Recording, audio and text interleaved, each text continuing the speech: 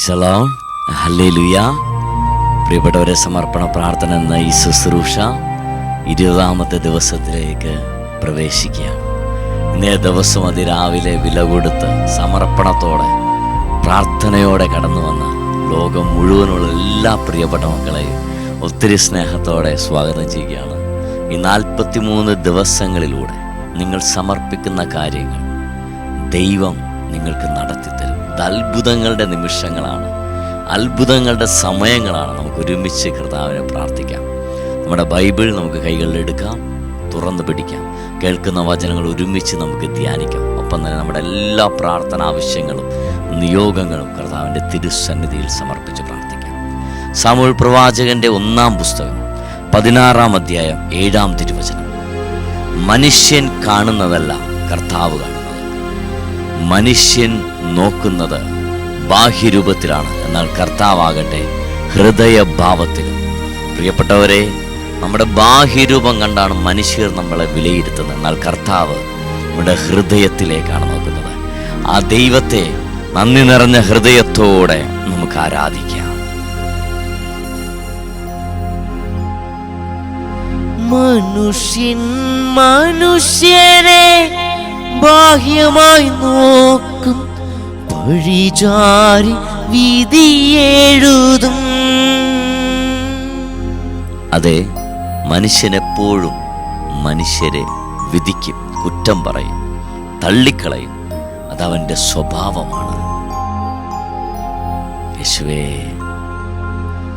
മനുഷ്യൻ മനുഷ്യനെ ബാഹ്യമായി നോക്കും, പഴിചാരി വിധിയെഴുതും. ദൈവം മനുഷ്യന്റെ ആത്മാവിൽ നോക്കും, കരുണയാൽ വീണ്ടെടുക്കും. ദൈവം മനുഷ്യന്റെ ആത്മാവിൽ നോക്കും, കരുണയാൽ വീണ്ടെടുക്കും. കരുണയാൽ വീണ്ടെടുക്കും. മനുഷ്യന്റെ വാക്കുകൾ നമ്മെ തളർത്തും, ആഴത്തിൽ മുറിവേൽപ്പിക്കും. ദൈവത്തിൻ വചനങ്ങൾ നമ്മെ വളർത്തും, ആത്മാവിൽ മുറിവുണക്കും. മനുഷ്യന്റെ വാക്കുകൾ നമ്മെ തളർത്തും, ആഴത്തിൽ മുറിവേൽപ്പിക്കും. ദൈവത്തിൻ വചനങ്ങൾ നമ്മെ വളർത്തും, ആത്മാവിൻ മുറിവുണക്കും. ദൈവത്തിൽ ആശ്രയിക്കാം, ദൈവത്തിൽ വിശ്വസിക്കാം.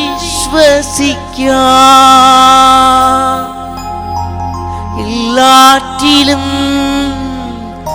ഉപരിയായി ദൈവത്തെ സ്നേഹിച്ചിടാം. ദൈവത്തിൽ ആശ്രയിക്കാം, ദൈവത്തിൽ വിശ്വസിക്കാം.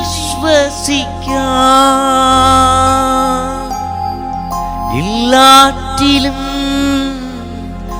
ഉപരിയായി ദൈവത്തെ സ്നേഹിച്ചിടാം.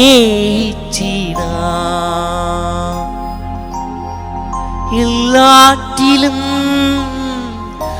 ഉപരിയായി ദൈവത്തെ സ്നേഹിച്ചിടാം. എല്ലാറ്റിലും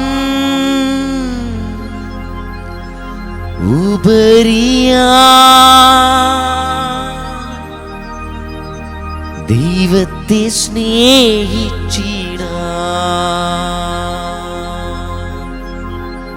അതേ പ്രിയപ്പെട്ടവരെ, എല്ലാറ്റിലുപരിയായി കർത്താവിനെ സ്നേഹിക്കാൻ നമുക്ക് ശ്രമിക്കാം. കാരണം മനുഷ്യൻ കാണുന്നതല്ല ദൈവം കാണുന്നത്. മനുഷ്യൻ നോക്കുന്നത് ബാഹ്യരൂപത്തിലാണെങ്കിൽ കർത്താവാകട്ടെ നമ്മുടെ ഓരോരുത്തരുടെയും ഹൃദയത്തിലാണ് നോക്കുന്നത്. അതുകൊണ്ട് മനുഷ്യനെ നമ്മൾ നോക്കരുത്. Praise the Lord, hallelujah. പ്രിയപ്പെട്ടവരെ, ഇന്ന് പലരും മനുഷ്യരെ നോക്കി ജീവിക്കുന്നവരാണ്. ഞാൻ പലരോട് സംസാരിക്കുമ്പോൾ കേൾക്കാറുള്ളൊരു കാര്യമാണ്, ബ്രദർ, അവരെ നോക്കണ്ടേ, അവരെന്തു പറയുമെന്ന് കേൾക്കണ്ടേ, അവരെന്തു പറയുന്നു ഇവരെന്തു പറയുന്നു എന്ന് വിചാരിച്ചാണ് ഇന്ന് പല മനുഷ്യരും ജീവിക്കുന്നത്. എന്നാൽ പ്രിയപ്പെട്ടവരെ, ഞാൻ നിങ്ങളോട് പറയട്ടെ, അവരെ ഇവരെ നോക്കാതെ കർത്താവിനെ നോക്കി വേണം ജീവിക്കാൻ. എനിക്ക് പരിചയമുള്ള അനേകരുണ്ട്. പലരുടെയും വാക്ക് കേട്ട്, പലരും പറയുന്നത് വിശ്വസിച്ച്, പലരുടെയും കുറ്റം കേട്ട് ആത്മാവിൻ്റെ തേജസ് കളഞ്ഞവർ, പരിശുദ്ധാത്മാവിൻ്റെ കൃപകളും അഭിഷേകങ്ങളും നശിപ്പിച്ച് കളഞ്ഞ പലരെ എനിക്കറിയാം. ഞാൻ നിങ്ങളോട് പറയട്ടെ, ഒരു മനുഷ്യനെയും നമ്മൾ വിശ്വസിക്കരുത്. Praise the Lord. ഇത് കർത്താവിൻ്റെ വാക്കാ, ബ്രദറിൻ്റെ വാക്കല്ല, കർത്താവിൻ്റെ വാക്കാ. കർത്താവ് സ്നേഹിക്കുന്നത് പോലെ ഈ ലോകത്തിലുള്ള ഒരു മനുഷ്യരും നമ്മളെ സ്നേഹിക്കില്ല. ഒരുപാട് അനുഭവങ്ങൾ എൻ്റെ ആത്മീയ ജീവിതത്തിൽ ഉണ്ടായിട്ടുണ്ട്.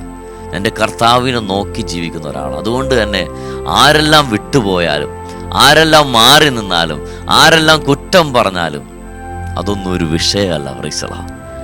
എനിക്ക് വിഷയം എന്ന് പറയുന്നത് എൻ്റെ കർത്താവാണ്. ഹല്ലേലൂയ. സങ്കീർത്തനങ്ങളുടെ പുസ്തകം, നമുക്ക് എല്ലാവർക്കും വിശുദ്ധ ബൈബിൾ തുറക്കാം. സങ്കീർത്തനങ്ങളുടെ പുസ്തകം 116 അധ്യായം 8-9 തിരുവചനങ്ങൾ. വലിയ വചനമാണ്. ഒരു നാളിൽ ധ്യാനകേന്ദ്രങ്ങളിൽ മുഴങ്ങിക്കൊണ്ടിരുന്ന വലിയൊരു ശബ്ദമായിരുന്നു ഈ വചനം. സങ്കീർത്തനങ്ങളുടെ പുസ്തകം 116 അധ്യായം 8-9 തിരുവചനങ്ങൾ. കർത്താവിൻ്റെ വചനം ഇപ്രകാരം പറയുന്നു: മനുഷ്യനിൽ ആശ്രയിക്കുന്നതിനേക്കാൾ കർത്താവിൽ അഭയം തേടുന്നത് നല്ലത്. പ്രഭുക്കന്മാരിൽ ആശ്രയിക്കുന്നതിനേക്കാൾ കർത്താവിൽ അഭയം തേടുന്നത് നല്ലത്. കണ്ടോ? മനുഷ്യനിൽ ആശ്രയിക്കുന്നതിനേക്കാൾ കർത്താവിൽ അഭയം തേടുന്നത് നല്ലത്. പ്രഭുക്കന്മാരിൽ ആശ്രയിക്കുന്നതിനേക്കാൾ കർത്താവിൽ അഭയം തേടുന്നത് നല്ലത്. ശരിയാണ്, പലരും നമ്മളെ സഹായിച്ചിട്ടുണ്ട്. പലരും നമ്മുടെ വിഷമഘട്ടങ്ങളിൽ കൂടെ നിന്നിട്ടുണ്ട്. സാമ്പത്തികമായി സഹായിച്ചിട്ടുണ്ട്. നമുക്ക് നന്മകൾ ചെയ്തു തന്നിട്ടുണ്ട്. പക്ഷേ പ്രിയപ്പെട്ടവരെ, സഹായിച്ചവരും നന്മ ചെയ്തു തന്നവരും നമ്മളുടെ അത്യാവശ്യ ഘട്ടങ്ങളിൽ നമ്മുടെ കൂടെ നിന്നവരും നാളെ നമ്മുടെ കൂടെ നിൽക്കണമെന്ന് യാതൊരു ഉറപ്പുമില്ല, ഗ്യാരണ്ടിയുമില്ല. ഒരു നിമിഷം മതി നീ സഹായിച്ചവരും നിന്നെ സഹായിച്ചവരും മാറിപ്പോവാൻ, ഇല്ലാതായി മാറാൻ. ഒറ്റ നിമിഷം മതി നിന്റെ മിത്രം ശത്രുവായി മാറാൻ. ഒരു നിമിഷം മതി നിന്നെ സഹായിച്ചവർ നിന്റെ എതിരാളികളായി മാറാൻ. ഹല്ലേലൂയ. കാരണം മനുഷ്യന്റെ സ്വഭാവം ഇതാണ്. മനുഷ്യൻ കുറ്റം പറയും.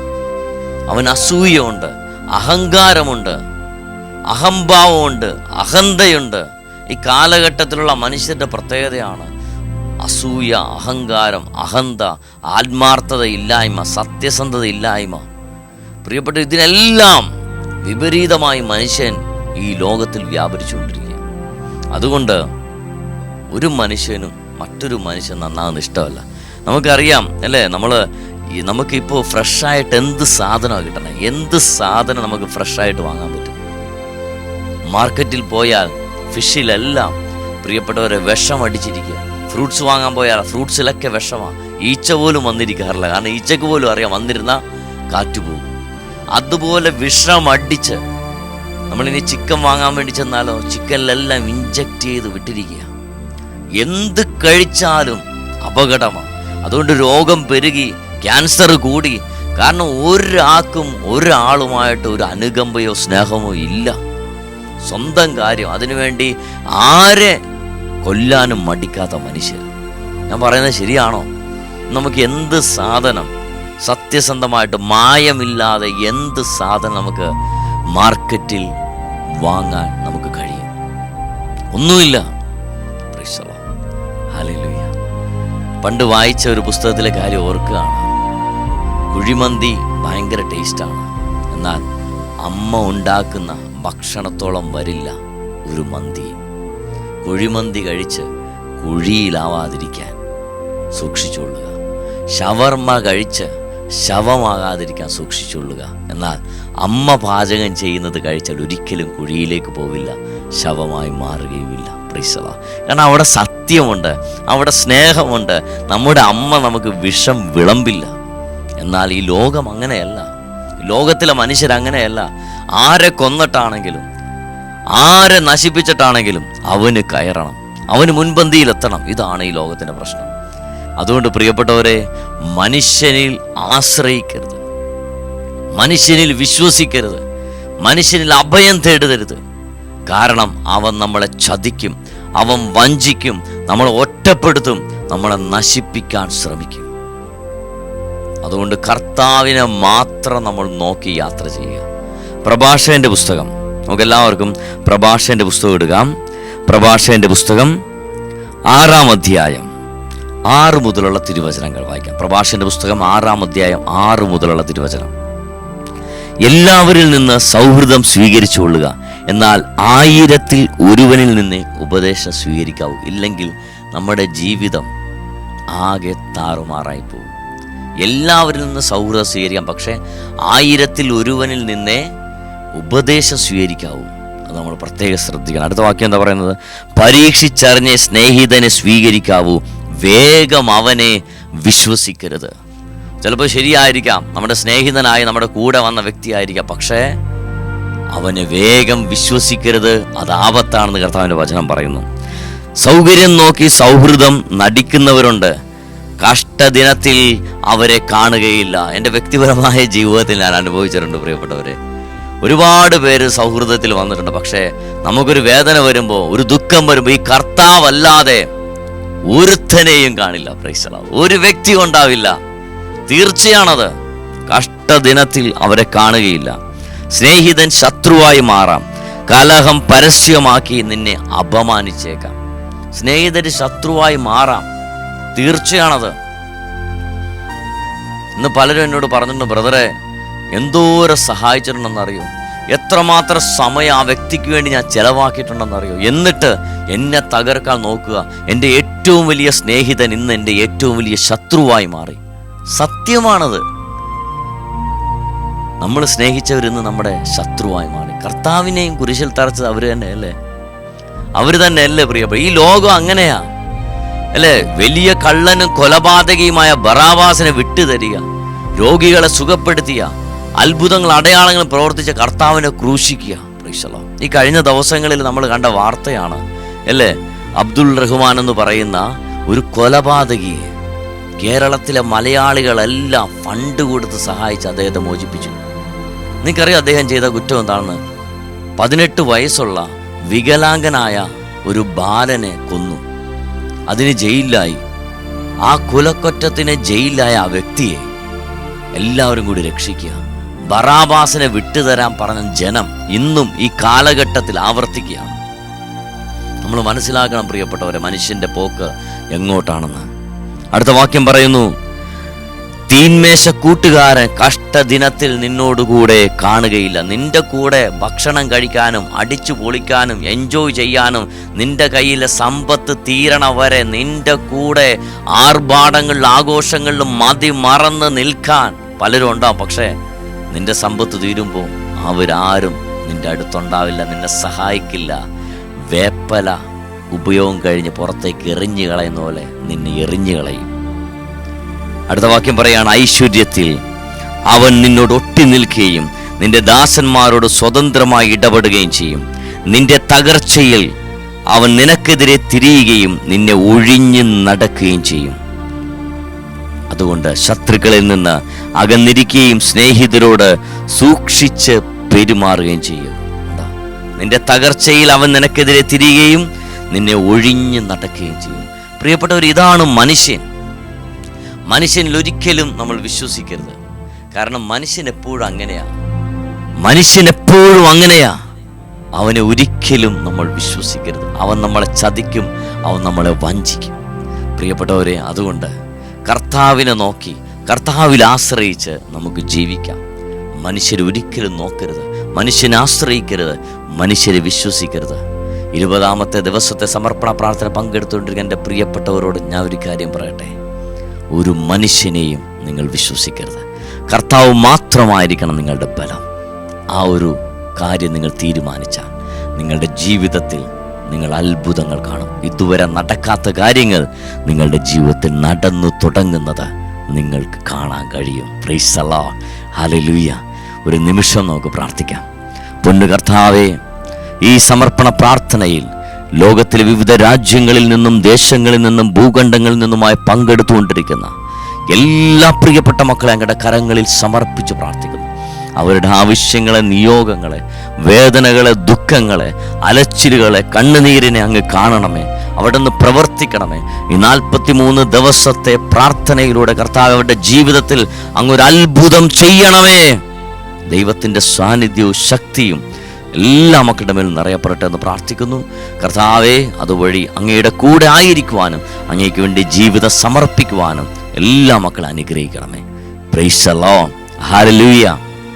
പ്രിയപ്പെട്ടവരെ, ഈ സമർപ്പണ പ്രാർത്ഥന എന്ന ശുശ്രൂഷ നിങ്ങളുടെ പരിചയമുള്ള എല്ലാ ഫ്രണ്ട്സിനും നിങ്ങളിത് അയച്ചു കൊടുക്കണം. സോഷ്യൽ മീഡിയയിലെ എല്ലാ പ്ലാറ്റ്ഫോമിലും ഇത് ഷെയർ ചെയ്യണം. നിങ്ങളിത് ഷെയർ ചെയ്യുമ്പോൾ ഒരു വ്യക്തി മാനസാന്തരപ്പെട്ടാൽ നിങ്ങൾക്കാണ് അതിനുള്ള പ്രതിഫലം. അതുകൊണ്ട് എല്ലാവരിലേക്കും നിങ്ങൾ ഈ ശുശ്രൂഷ എത്തിക്കുക. ലോകത്തെ തലകീഴ്മേൽ മറിക്കാൻ സ്വർഗം ആരംഭിച്ചിരിക്കുന്ന ശുശ്രൂഷയാണ് സമർപ്പണ പ്രാർത്ഥന. ഒപ്പം തന്നെ 28-ാം തീയതി, ഏപ്രിൽ 28-ാം തീയതി നടക്കുന്ന ശക്തീകരണ ധ്യാനത്തിലേക്ക് നിങ്ങളെ സ്നേഹത്തോടെ സ്വാഗതം ചെയ്യുകയാണ്. താഴെ കാണുന്ന നമ്പറിൽ പെട്ടെന്ന് തന്നെ വിളിച്ച് ബുക്ക് ചെയ്യുക. ഇനി വളരെ കുറച്ച് സീറ്റുകൾ മാത്രമേ ഉള്ളൂ. നമുക്ക് നേരിട്ട് കാണാം, ഒരുമിച്ച് പ്രാർത്ഥിക്കാം. കർത്താവിൻ്റെ അത്ഭുതങ്ങളും അടയാളങ്ങളും നടക്കുന്ന ദിവസങ്ങളാണ്. ഒരുമിച്ച് നമുക്ക് കർത്താവിനെ വിളിച്ച് പ്രാർത്ഥിക്കാം. പ്രിയപ്പെട്ടവരെ, നാളെ നമ്മൾ വീണ്ടും പുതിയ കാര്യങ്ങളും പുതിയ വചനങ്ങളുമായി കാണും. അതുവരെ കർത്താവിൻ്റെ കരങ്ങളിൽ നമ്മളെല്ലാവരെയും സമർപ്പിച്ച് പ്രാർത്ഥിക്കാം. കർത്താവിൻ്റെ കൃപയും കരുണയും നമ്മുടെ മേലുണ്ടാവട്ടെ. കർത്താവ് നമ്മളെല്ലാവരെയും സമൃദ്ധമായി അനുഗ്രഹിക്കട്ടെ. ആമേൻ.